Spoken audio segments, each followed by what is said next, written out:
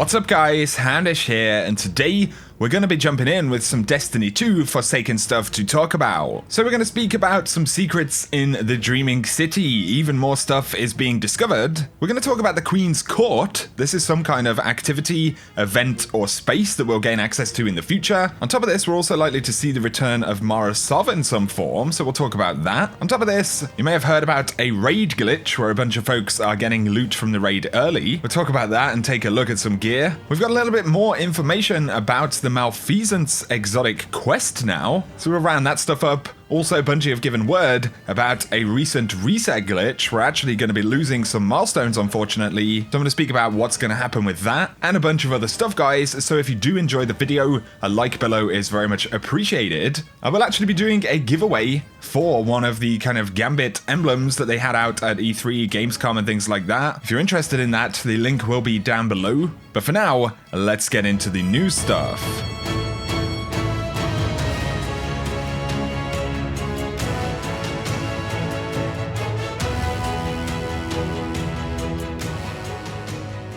So, over the past week, we've been discovering a bunch of stuff inside of the Forsaken expansion. A lot of it is inside of the Dreaming City, the new endgame space. We've seen hidden Ascendant chests and challenges. We found a secret trading place with some Ahamkara skulls for various materials in the Dreaming City, and a ton of secrets all over this new area. It looks like we will be discovering even more secrets in the future though, and we can actually see this via the triumphs in the game at the moment. So in the Destinations tab under Dreaming City, you can see right here we have Into the Unknown, visit the Queen's Court. And you'll see there is an objective to visit the court, and you'll get some triumph score for doing that. But then the next achievement is pretty interesting. Advisor to the Crown, visit the Queen's Court every time Mara is present. So what on earth is this all about? Well, for now, we don't entirely know. I can't find any additional information about the Queen's Court. It's possible that this is part of the endgame in Dreaming City that everyone can access, in a couple of weeks' time. Maybe it's something that will be present in the raid. Although that isn't necessarily the case because Dreaming City will actually evolve over time. The curse and the corruption that we see in the Dreaming City is actually going to spread week over week. And you can see more evidence of that in the Triumph section. So hidden riches find all Ascendant chests when the curse on the Dreaming City is at its weakest. And they're essentially referring to the first week inside of Dreaming City right now. Also, if you wanted a guide for Ascendant chests, I do have a video which I'll link down below. But obviously it's pretty interesting that we're going to be seeing an area called Queen's Court. It also refers to visiting Mara in the Queen's Court week over week. Like I said, definitely part of Dreaming City's endgame. Also, there is some potential that this will be linked to exotic quests such as the Wish Ender quest, which is one that we know will be coming up at some point in the future. So I'd love to hear your thoughts or speculation on what the Queen's Court is going to be, guys.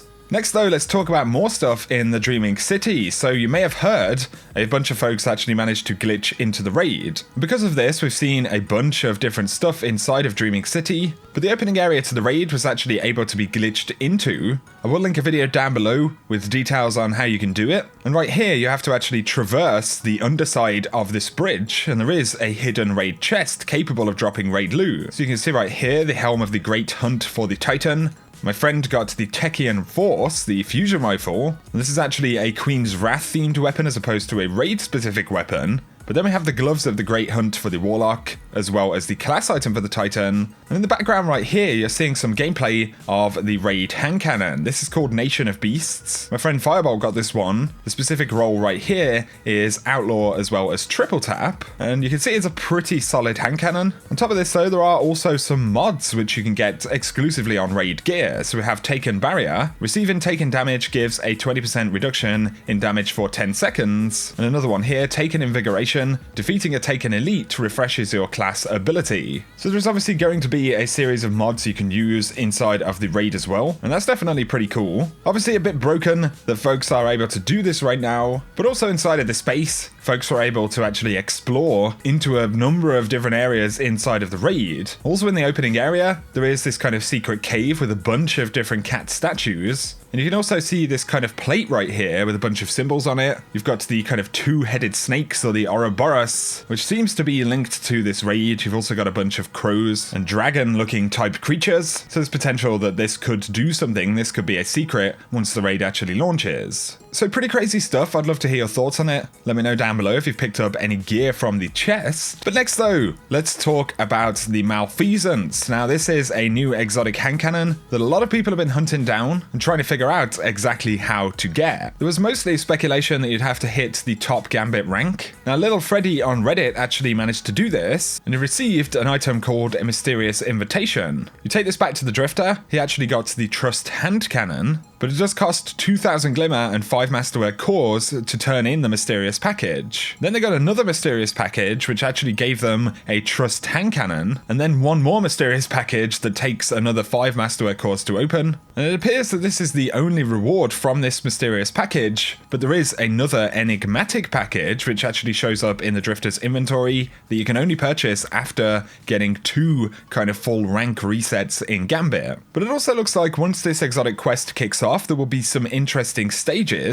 So one of the interactions that you'll actually take with the Drifter will be Darkness in the Light. You found a component part of some kind of weapon at Callum's grave. It must be what he stole from the Drifter. He'd probably like it back. So that sounds like some kind of mission. Callum's grave is pretty interesting. There's another stage that says you've defeated a particularly powerful primeval in Gambit and taken its heart. The Drifter might find it valuable. Take it to him. Now, funnily enough, this appears to link to something you can see in the game right here. So if you look at one of the variations for the emblem for Gambit, you can see you can find this rare drop when killing the Malfeasance boss in a Gambit match. And that is obviously what they're referencing in that quest step, the particularly powerful primeval in Gambit. So on top of an additional mission, it looks like there might be a mechanic or a particular condition in which a specific boss will actually spawn into Gambit that is linked to this exotic weapon. Like I said, the stages we can see are kind of shaky right now, but ultimately you can see this one. You've been at Gambit for a while now, you've met enemies of humanity head on and made them pay. Now it's time to see the culmination of your partnership with the Drifter, and there is a reward that you can apparently pick one of, but the item we see there is the Malfeasance hand cannon. So it's definitely coming from a quest that comes from Gambit. We can see some of the stages for that now. We also know that it's going to require a specific boss, which sounds like a unique boss, which spawns under certain conditions, and I guess we're going to have to wait until someone hits that second rank to see if that is going to be the way that we actually get the Malfeasance hand cannon. So I'd love to hear your thoughts on that stuff as well, guys. Also, another quick shout is that there is actually a secret emblem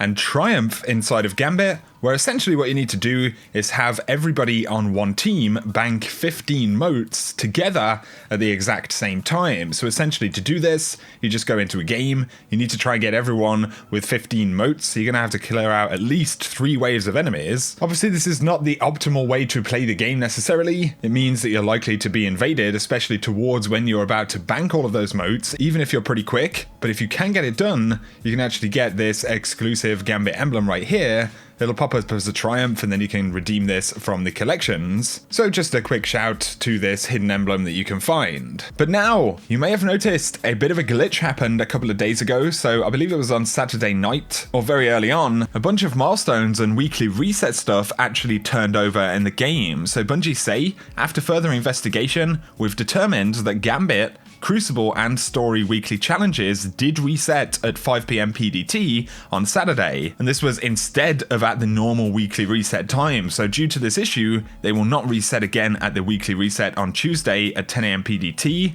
This will impact the acquisition of powerful rewards depending on when players completed the impacted weekly challenges. So basically, Gambit, Crucible, and Story, the weekly milestones for those are not going to come back on Tuesday's reset tomorrow. They have already reset on the weekend, but the issue is that they aren't actually rewarding powerful rewards. Some of them are dropping nothing. So for me personally, I did the Crucible one yesterday to get 5 wins, and this was after the kind of weird bugged reset that happened. I did actually have 2 or 3 games completed on that before the reset happened that I hadn't finished. That progress was lost, and then when I repeated the process again, I actually didn't get a reward from the Crucible milestone. And as far as I'm aware, the Gambit and the Story challenges for the week are not dropping powerful gear, and unfortunately we're not going to get them back inside of this week's reset, unless of course Bungie find a way to fix it and let us know about it before reset happens. They do say the Strike and Nightfall weekly challenges do not appear to be impacted at this time.